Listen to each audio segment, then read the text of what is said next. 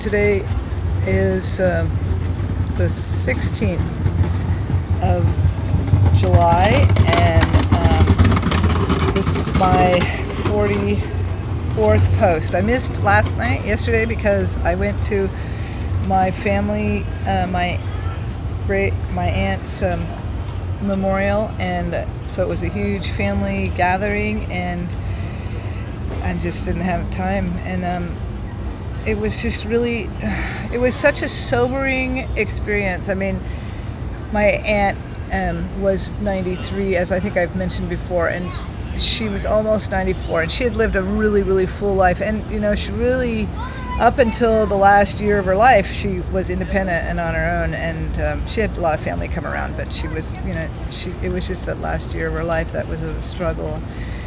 So she went at the right time. Her body was done, but the gathering was all of my family, and at her kids gathering at her house, and it was so sobering, because it's like the end of a certain era, I guess you could say. And these were people that my parents and my Aunt Janice and my mother were sisters, and they had purchased, they built houses right next to each other when I was a kid, and I was like 5 when they actually moved away. But it's all my cousins. I mean, that first 5 years of my life, I had all my cousins and my aunt and uncle. We were all living this extended life, which was really a beautiful thing. And so, even though we don't see each other all the time, we still have these family reunions. And my mother was close with both of her sisters and their kids, so we all had this tightness. But as we get older,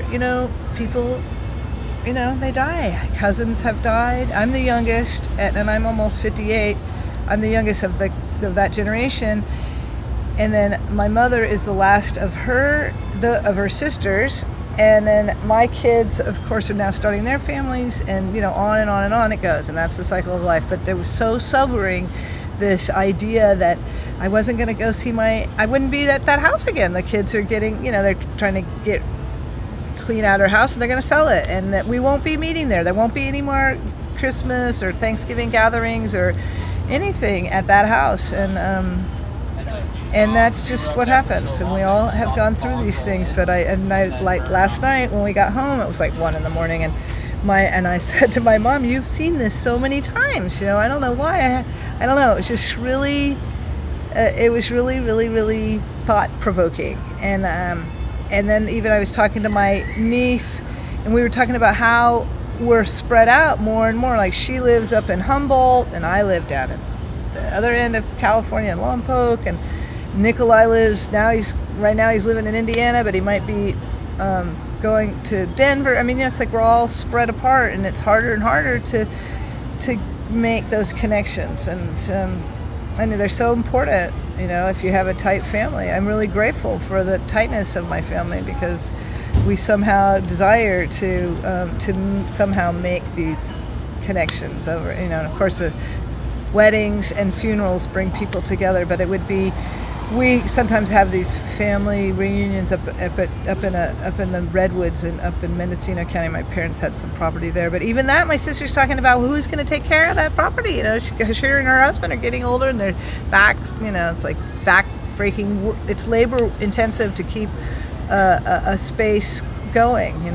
Anyway, so life goes on, and that's, the Buddha says that suffering is always created from attachment. So even in our family, we have to learn how to remain in the moment, present in the moment, enjoying the moment, and not get bogged down by the past or the future. When we do the past thinking, we feel sad, and when we do futurizing, we feel sad of what the possibilities could be.